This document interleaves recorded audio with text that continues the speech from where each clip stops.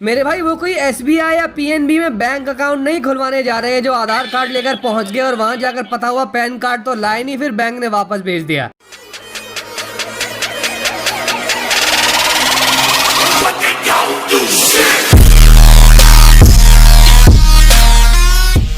तो PUBG mobile India की release और इससे गवर्नमेंट से मिलने वाले फाइनल अप्रूवल के ऊपर आपने लास्ट वीडियो में मुझसे कमेंट्स में बहुत सारे सवाल पूछे। शायद ministry of electronics and information technology ने पबजी इंडिया को अप्रूवल देने से मना कर दिया है, या फिर इस अप्रूवल की जो एक्चुअल प्रोसेस रहने वाली है इसी से रिलेटेड बहुत सारे रूमर्स फिलहाल यूट्यूब पर फैलाए जा रहे हैं। और इसीलिए आज के इस वीडियो में मैं आपके लिए उन सारे सवालों के जवाब लेकर आया हूँ ताकि हमारे कंफ्यूजन क्लियर हो सके। तो मेरे भाई पॉइंट नंबर 1, आपको इस टॉपिक के ऊपर जो भी खबर पता चलिए सबसे पहले तो आप उसे अपने दिमाग से निकाल दो। और वो इसलिए क्योंकि पॉइंट नंबर 2 ये है कि सबसे पहले ये खबर जिस वेबसाइट पर पोस्ट हुई थी, बाकी सारी वेबसाइट्स और प्लेटफॉर्म्स जिनके ऊपर ये खबर रीपोस्ट हुई है उन्होंने इस वेबसाइट को ही अपना सोर्स माना है। इसलिए हो सकता है कि कुछ प्लेटफॉर्म्स ने इस न्यूज को रीपोस्ट करने के साथ साथ उसमें अपनी साइड से भी कुछ मिर्च मसाला लगा दिया हो। तो पॉइंट नंबर 3 ये है कि चलो मान लेते हैं उनकी ministry of electronics and IT में ऐसी कोई अननोन सीक्रेट सोर्स है जिनके थ्रू उनके पास ऐसी कोई खबर निकल कर आई है। सो ये एक्चुअल न्यूज आखिर है क्या, पहले ये तो देख लिया जाए। एक्चुअल न्यूज ये है कि no permission to PUBG to operate in India as yet,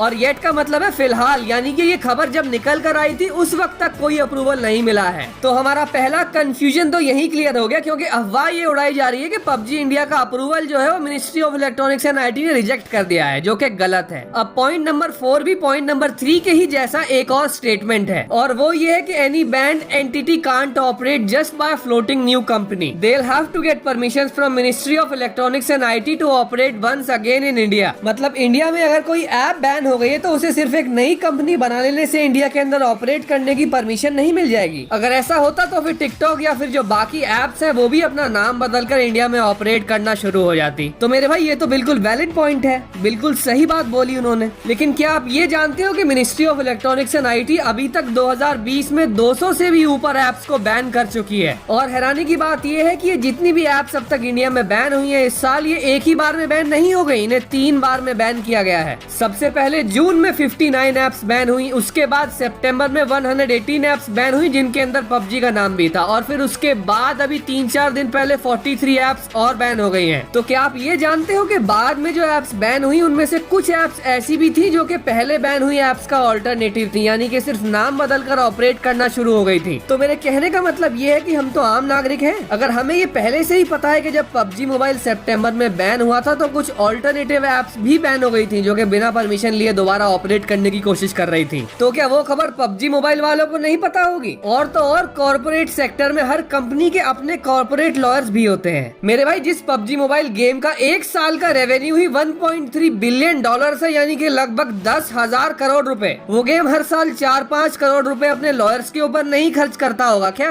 अगर पबजी मोबाइल के इंडिया में बैन होने के बाद ministry of electronics and IT ने जिस section 69A of IT act के अंडर इन एप्स को बैन किया है उसके बारे में हम जानते हैं, तो क्या पबजी के जो कॉर्पोरेट लॉयर्स होते होंगे जो अपनी सिर्फ एक हियरिंग के 10 लाख से 25 लाख तक फी ले लेते हैं, वो नहीं जानते होंगे इन सारे लॉज और एक्ट्स के बारे में? So apparently ministry of electronics and IT की जिस सोर्स से ये न्यूज आई है ये सिर्फ एक जनरल इन्फॉर्मेशन के ऊपर आई है, और इसका पबजी मोबाइल इंडिया की एक्चुअल प्रोसेस से कोई लेना देना नहीं है। इस न्यूज के अकॉर्डिंग उनकी सोर्स ने सिर्फ इतना कहा है कि उस वक्त तक पबजी मोबाइल इंडिया का डॉक्यूमेंटेशन उनके पास तक नहीं पहुंचा, एंड इसीलिए ऐसा भी तो हो सकता है कि उनके अप्रूवल के लिए पबजी मोबाइल इंडिया की टीम को जो डॉक्यूमेंट्स उनके पास लेकर जाने हो वो अभी तक अंडर प्रोसेस हो। फॉर एग्जांपल अगर हम इंडिया में अपना एक नया आधार कार्ड भी बनवाने जाते हैं तो ऑफिशियल वेबसाइट पर मेंशन्ड है कि 90 डेज मैक्सिमम तक लग सकते हैं आधार कार्ड बनने में। तो पबजी मोबाइल इंडिया तो एक प्राइवेट लिमिटेड कंपनी है जो अभी 21 नवम्बर को ही इंडिया में रजिस्टर हुई है। मेरे भाई वो कोई एसबीआई या पीएनबी में बैंक अकाउंट नहीं खुलवाने जा रहे हैं जो आधार कार्ड लेकर पहुंच गए और वहां जाकर पता हुआ पैन कार्ड तो लाए नहीं, फिर बैंक ने वापस भेज दिया। उनके लॉयर्स को ये पहले ही पता होगा कि एक ही बार में ministry of electronics and IT से अप्रूवल मिल जाए इसके लिए क्या क्या चीजें रेडी रखनी है। सो वैसे तो मैंने आपको ये पहले ही वीडियोस में बता दिया है कि वो ऐसे कौन से फीचर्स थे जिनकी वजह से इंडिया में ऐप बैन हुई थी और उन फीचर्स के अंदर अब क्या चेंजेस हो गए ताकि इस ऐप को अप्रूवल मिल जाए। लेकिन अगर आपने अभी तक हमारा PUBG mobile India versus PUBG mobile global वाला वीडियो नहीं नहीं देखा है तो आपके लिए उसका भी लिंक यहाँ पर डाल दूंगा। आई होप आपके लास्ट वीडियो में पूछे गए लगभग सारे सवालों के जवाब मैं आपको इस वीडियो में दे पाया हूँ, लेकिन अगर फिर भी कुछ क्वेश्चन स्किप हो गए तो आप मुझे उनके बारे में कमेंट्स में बताओ। मैं चलता हूँ और लेकर आता हूँ आपके लिए ऐसा ही एक और अमेजिंग वीडियो।